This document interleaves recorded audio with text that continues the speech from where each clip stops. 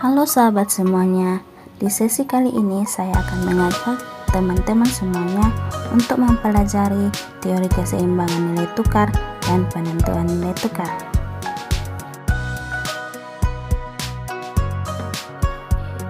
Tanpa memperpanjang waktu lagi, ayo sama-sama kita pelajari. Adapun sub pembahasan yang akan kita pelajari yaitu keseimbangan nilai tukar, klasifikasi teori penentuan nilai tukar, dan jenis-jenis penentuan nilai tukar. Pembahasan yang pertama yaitu keseimbangan nilai tukar. Nilai tukar atau kurs adalah harga satu unit mata uang asing dalam mata uang domestik terhadap mata uang asing. Keseimbangan nilai tukar dipengaruhi oleh permintaan dan penawaran mata uangnya.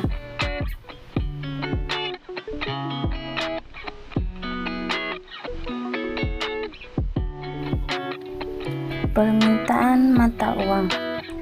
Dalam hukum permintaan dijelaskan bahwa jika harga semakin murah, maka pembeli akan semakin banyak.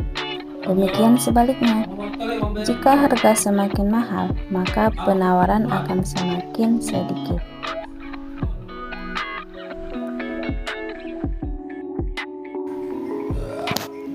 Penawaran mata uang. Dalam hukum penawaran menjelaskan bahwa jika nilai suatu mata uang tinggi, maka penawaran atas mata uang tersebut juga tinggi.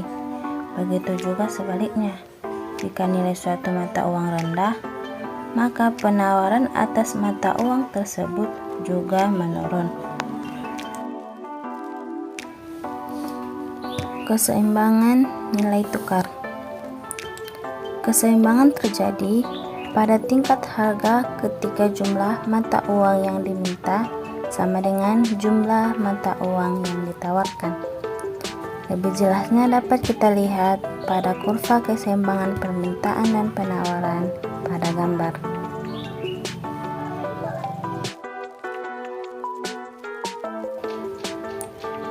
Pembahasan selanjutnya ialah tentang klasifikasi teori penentuan nilai tukar.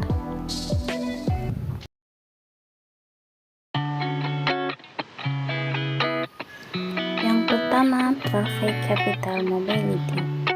Penentuan nilai tukar ini dilakukan melalui cara pandang aset yang didasarkan pada asumsi bahwa mobilitas modal adalah sempurna. Secara tidak langsung, teori ini menyatakan bahwa asumsi adanya perlindungan pada paritas suku bunga. Aset tanpa risiko membuat pemilik modal dapat menempatkan kekayaannya pada berbagai bentuk aset dengan tingkat pengembalian yang sama dan tanpa adanya perbedaan pada suku bunga. Yang kedua, risk aversion. Risk aversion artinya adanya keengganan mengambil risiko, menunjukkan asumsi bahwa aset memiliki risiko. Dengan adanya risiko, maka terdapat beberapa aset yang memiliki imbalan tingkat pengembalian yang lebih tinggi.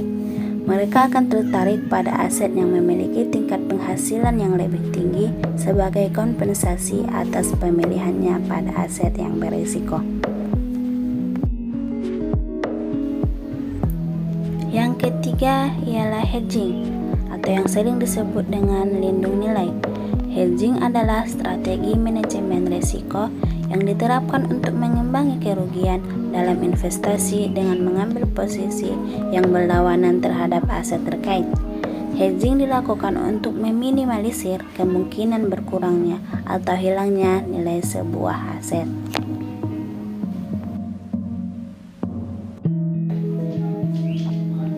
Pembahasan selanjutnya, jenis-jenis penentuan nilai tukar.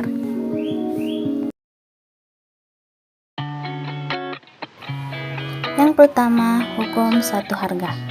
Hukum satu harga mengajarkan bahwa untuk komoditas yang sama akan memiliki harga yang relatif sama pula, meskipun dijual di tempat yang berbeda-beda.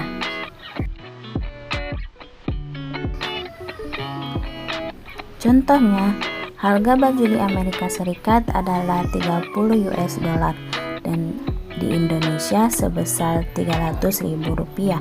Maka kurs antara US dollar dengan rupiah adalah 1 US dollar sama dengan Rp10.000.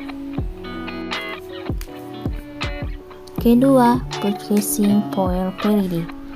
Teori ini pertama kali dikemukakan oleh Gustav Kessel, yaitu pada tahun 1918.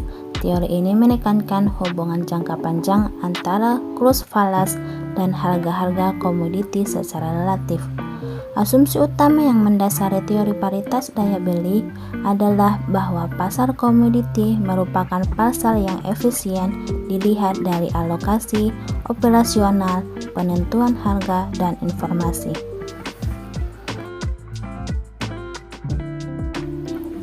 Teori ini dibagi menjadi dua versi. Yang pertama, versi absolut.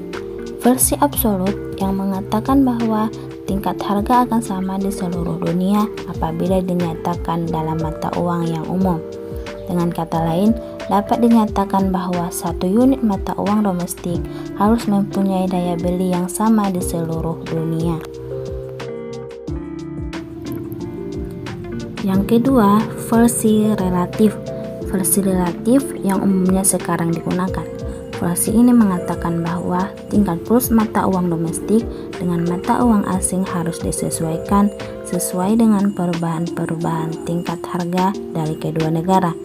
Perubahan tingkat harga ini dapat dilihat dari inflasi masing-masing negara atau dilihat dari indeks harga konsumen atau Consumer Price Index dari masing-masing negara.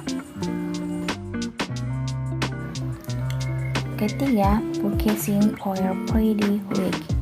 Versi lain untuk purchasing power parity yaitu relatif atau weak, di mana hubungan persamaan di atas tidak selamanya sama, sehingga teori inilah yang menjadi penyeimbangnya.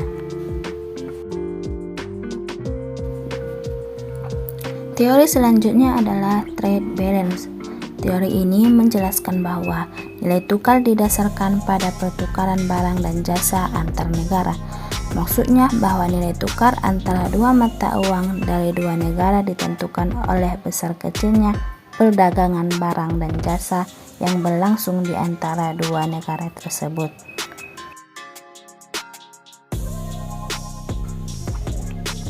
Teori yang kelima ialah teori pendekatan moneter, monetary approach. Pendekatan moneter mendefinisikan bahwa nilai tukar merupakan harga mata uang asing yang dinyatakan dalam mata uang domestik dengan mengacu pada harga relatif. Nilai tukar tersebut secara normatif akan ditentukan oleh kekuatan permintaan dan penawaran relatif. Mungkin sampai di sini penjelasannya. Saya pamit undur diri. Bye bye.